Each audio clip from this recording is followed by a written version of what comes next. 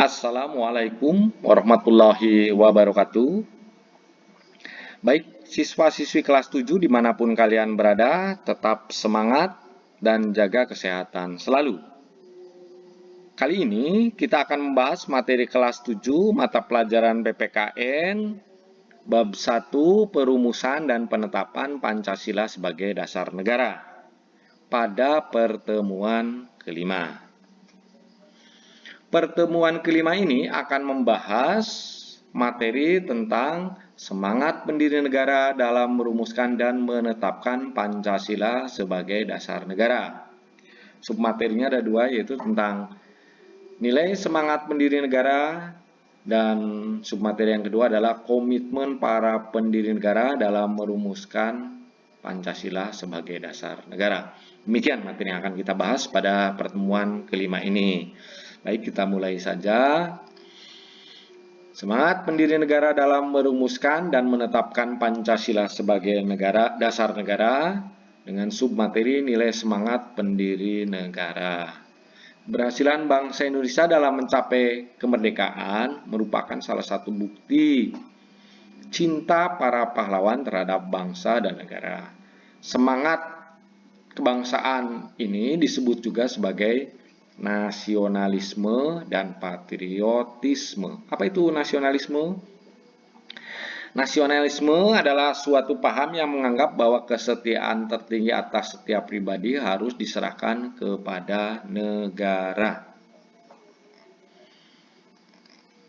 Ada dua jenis pengertian tentang nasionalisme, yaitu satu, nasionalisme dalam arti sempit disebut juga dengan nasionalisme negatif karena mengandung makna perasaan kebangsaan atau cinta tanah air terhadap bangsanya yang sangat tinggi dan berlebihan, namun memandang rendah terhadap bangsa lain. Contohnya Chauvinisme yang pernah dikembangkan oleh Jerman pada masa pemerintahan Hitler tahun 1934 sampai dengan 1945. Ia menganggap Jerman di atas segalanya.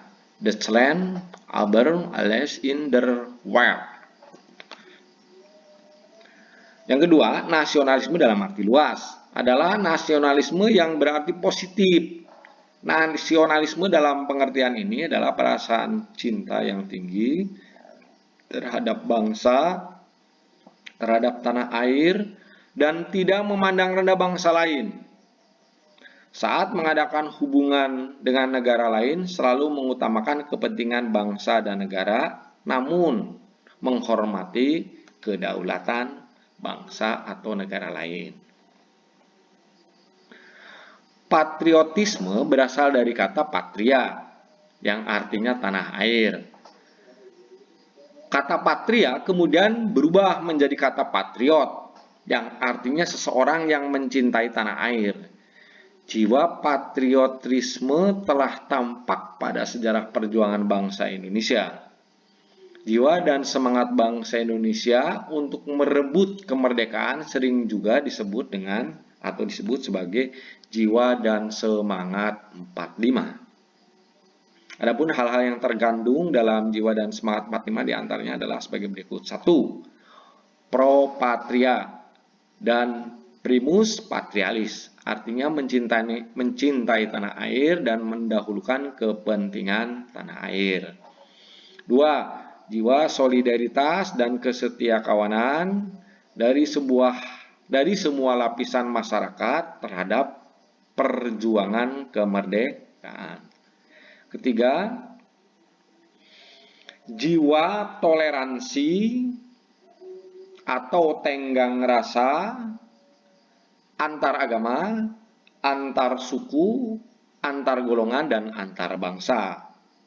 Keempat, jiwa tanpa pamrih dan bertanggung jawab. Dan yang terakhir adalah jiwa kesatria dan kebesaran jiwa yang tidak mengandung balas dendam.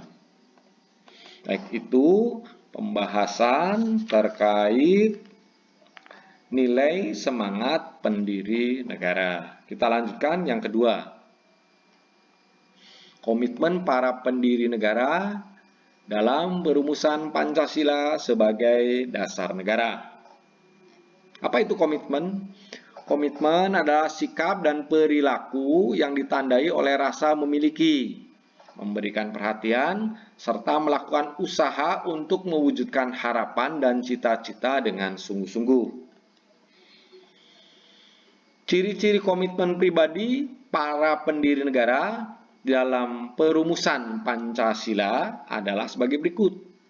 1. Mengutamakan semangat persatuan, kesatuan, dan nasionalisme. Hal ini diwujudkan dalam bentuk mencintai tanah air dan mendahulukan kepentingan bangsa dan negara di atas kepentingan pribadi dan golongan. Kedua adalah rasa memiliki terhadap bangsa Indonesia. Yang ketiga, selalu bersemangat dalam berjuang. 4. Mendukung dan berupaya secara aktif dalam mencapai cita-cita bangsa, yaitu merdeka, bersatu, berdaulat, adil, dan makmur.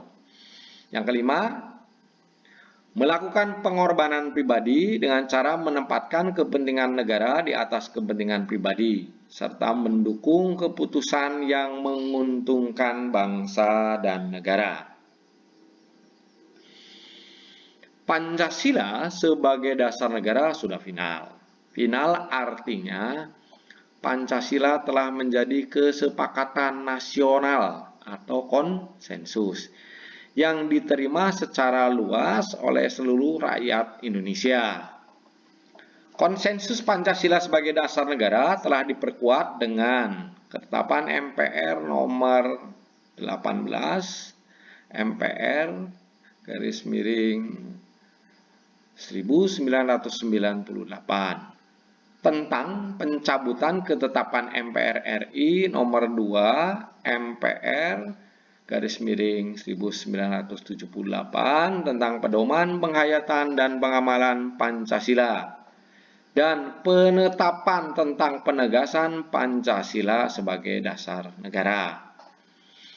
Pada pasal 1 isi ketetapan MPR tersebut yaitu Pancasila sebagaimana dimaksud dalam pembukaan Undang-Undang Dasar 1945 adalah dasar negara dari Negara Kesatuan Republik Indonesia harus dilaksanakan secara konsisten dalam kehidupan bernegara.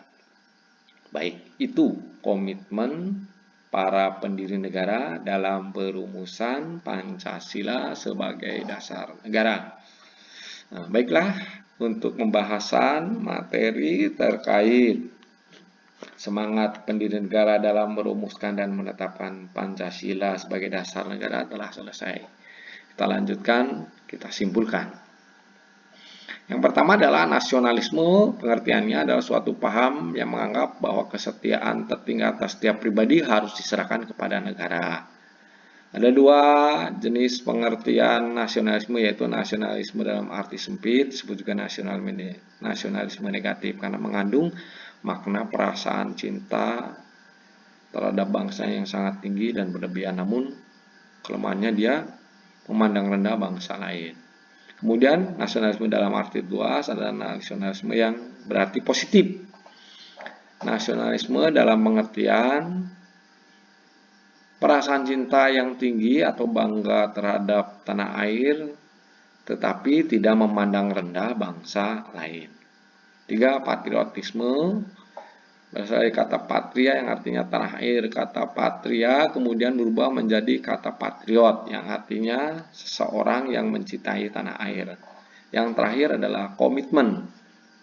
Pengertian komitmen adalah sikap dan perilaku yang ditandai oleh rasa memiliki, memberikan perhatian, serta melakukan usaha untuk mewujudkan harapan dan cita-cita dengan sungguh-sungguh. Baik, demikian pembahasan pertemuan yang kelima ini selesai. Nah, selanjutnya setelah menyimak penjelasan tadi sebagai bahan latihan dan untuk lebih memahami serta mengukur tingkat pemahaman terhadap materi pertemuan ini, maka kalian kerjakan tugas di bawah ini. Selanjutnya kumpulkan ke Bapak Ibu Guru setelah selesai mengerjakan.